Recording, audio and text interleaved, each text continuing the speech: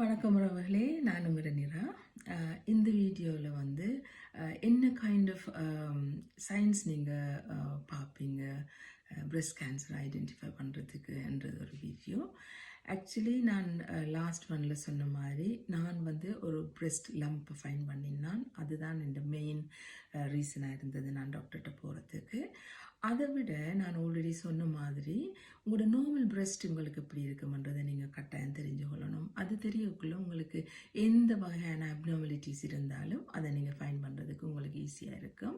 So main once like இதில் lumps இங்கேயும் இருக்கலாம், அல்லது உங்களோட அண்டது ஆமுக்குள்ள அக்சிலாக்குள்ள லம்ஸ் இருக்கலாம். அது மெயின் ஒன். அதை விட மேபி ப்ளீடிங் இருக்கலாம், சம் கைண்ட் ஆஃப் டிஸ்சார்ஜஸ் இருக்கலாம் உங்களோட நிப்பில் சுற்றி. அதை விட சில நேரத்தில் அந்த இன்வெர்டட் நிப்பிள்னு சொல்லுவாங்க, அந்த நிப்பிள் வந்து உள்ளுக்கு போயிருக்கும். அப்படி இருந்தாலும் நீங்கள் உடனே டாக்டர்கிட்ட பார்க்க வேண்டிய விஷயம்.